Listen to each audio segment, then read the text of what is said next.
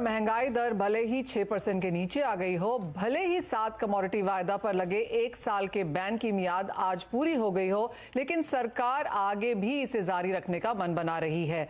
सूत्रों से मिली जानकारी के मुताबिक सरकार 7 कमोडिटीज वायदा पर बैन को 1 साल और के लिए बढ़ा सकती है। क्या है इसके पीछे कारण, क्या वाकई ऐसा हो सकता है और इससे कितना फायदा या नुकसान होगा, इस पर बात करने के लिए हमारे साथ आज जुड़े हैं एसएसजे फाइनेंस एंड सिक्योरिटीज के प्रियांक उपाध्याय, कमोडिटीज की CEO and MD Rupa Mehta, Ventura securities के N S Ramaswamy and commodity participants association of India के नेशनल प्रेसिडेंट नरेंद्र वाधवा। आप सभी का कार्यक्रम में स्वागत है। और बाजार लास्ट मिनट तक यही होप्स के साथ काम कर रहा है कि शायद यहां पर कोई नोटिफिकेशन, कुछ चर्चा सरकार की तरफ से आए और हम कुछ यहां पर जो कमोडिटीज हैं इनको वापस आता हुआ देखें। मिस्टर वाधवा, आपसे पहले यहां पर बात करना चाहेंगे और बाजार इस उम्मीद में है कि अगर कल भी कोई अनाउंसमेंट या नोटिफिकेशन आ जाता है तो शायद कल से नहीं, इस महीने से नहीं, जनवरी या फरवरी में कभी से हम यहां पर शायद वायदा को फिर से लौटता हुआ देखेंगे। जो ये सूत्रों के हवाले से खबर है, जो कुछ मीडियाज में, कुछ सर्कुलेशंस में हमने आते हुए देखी है, क्या इसका ठोस है? क्या आपकी कोई बातचीत हुई है? कोई फीडबैक हमने यहां पर रेगुलेटर या सरकार की तरफ से आता हुआ देखा है?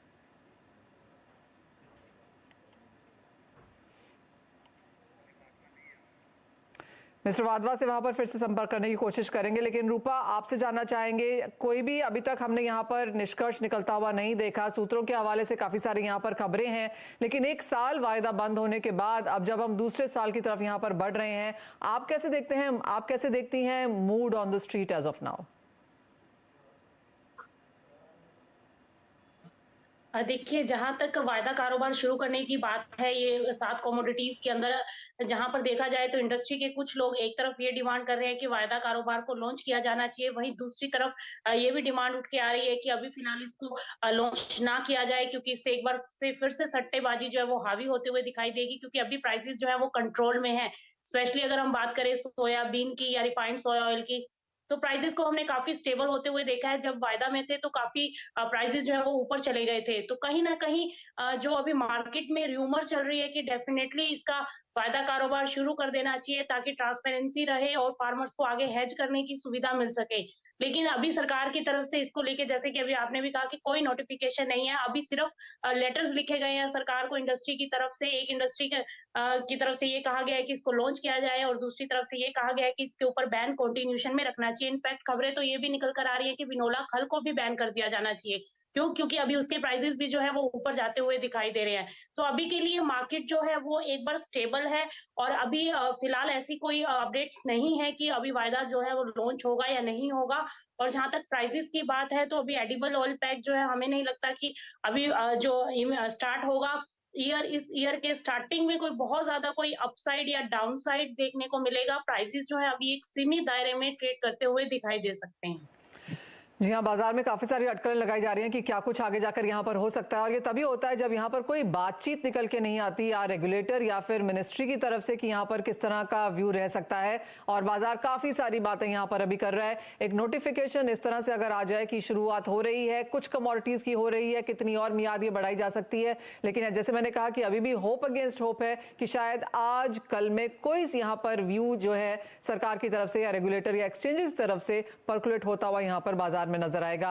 प्रियांक, आपका भी एक व्यू जानना चाहेंगे, क्योंकि क्लियरली भाव ऊपर नीचे चढ़ते रहते हैं, ऊपर जाते हैं तो बाजार को लगता है कि ठीक है, एटलीस्ट यहां पर पैसा बनता हुआ नजर आ रहा है, लेकिन जिस हिसाब से और जिस तेजी से हमने भावों को गिरते हुए भी यहां पर देखा है, एक हेजिंग मैकेनिज्म यहां पर नहीं है, ना किसानों के लिए ना स्टेक होल्डर्स के लिए। और हमने देखा है ज्यादातर कमोडिटी प्राइसेस अपने हाई से करीबन 20 से 45% तक फिसल चुके हैं। आपका क्या व्यू है जिस तरह से काफी सारी कमोडिटीज इन सस्पेंशन है? Good evening Manisha ji.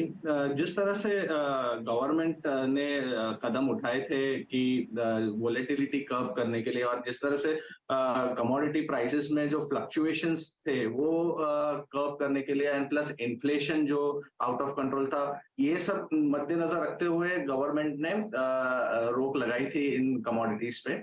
मुझे ऐसा लगता है कि जिस तरह से अभी प्राइसेस कंट्रोल में है, धीरे धीरे may be in a faced manner एक थोड़े कमोडिटीज को स्टार्ट करना चाहिए, देखना चाहिए पार्टिसिपेशन कैसा हो रहा है, वोलेटिलिटी कर्व हो रही है, कि फिर से सट्टेबाजी हो रही है, तो एटलीस्ट 7 जो कमोडिटीज है उसमें से एटलीस्ट 1 और 2 कमोडिटीज से मेरे हिसाब से स्टार्ट करना चाहिए। और एज एन जिस तरह से ट्रेडिंग शुरू होती है, वॉल्यूम पार्टिसिपेशन बढ़ता है, एंड उसके बाद धीरे धीरे फेज्ड मैनर में सारे कमोडिटीज पे बैन हट सकते हैं। अभी भी काफ़ी हद तक इतने सारे केस स्टडीज़ होने के बाद, इतनी इंस्टीट्यूट्स की तरफ से पेपर सबमिट करने के बाद भी अगर ये लगता है कि तेज़ी एसेंशियल कमोडिटीज़ में फ्यूचर्स की वजह से होती है, तो क्लियरली वो सिर्फ भारत में यहाँ पर नहीं हो सकता, क्योंकि बाकी इंटरनेशनल मार्केट्स में ऑफ कोर्स वो एक बड़ी मार्केट्स हैं, बेहतर पार्टिसिपेशन है, बड़े तौर पर वहाँ पर काम होता है, जो हमने इंडियन मार्केट्स में एज ऑफ नाउ यहाँ पर अभी तक अचीव नहीं किया है। लेकिन जिस तरह से सस्पेंशन में कमोडिटीज़ रखी गई हैं, उसका कितना फ़ायदा मिस्टर रामास्वामी आप आता हुआ देखते हैं?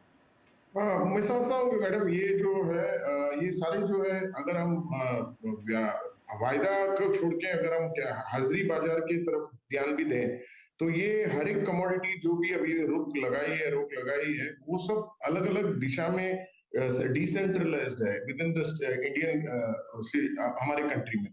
तो ये जो एक प्लेटफॉर्म, जो डेरिवेटिव प्लेटफॉर्म या जो वायदा जो बाजार है, जो एक प्राइस डिस्कवरी का जो माध्यम से हमारा नजरिया जा रहा है, तो ये एक सुलभ एक चांस है कि the prices are actually discovered.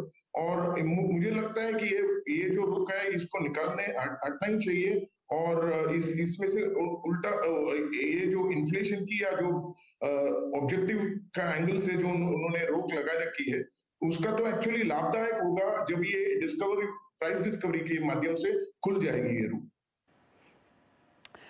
जी हाँ, अगर बाजार खुल जाए तो सभी के लिए यहाँ पर बेहतर है, क्योंकि एक फ्री प्राइस डिस्कवरी यहाँ पर बाजार में देखनी ही चाहिए क्लियरली, क्योंकि गेहूं के एक्सपोर्ट बैन है, गेहूं की फ्यूचर ट्रेडिंग भी नहीं होती है। उसके बावजूद भी हमने देखा है कि इस साल में यहाँ पर करीबन 25 से 33% तक की तेजी एक कमोडिटी में आई है। तो वो जो मार्केट फंडामेंटल्स हैं उसको यहाँ पर फॉलो करता हुआ दिखा है। ये प्रियांक, ये सवाल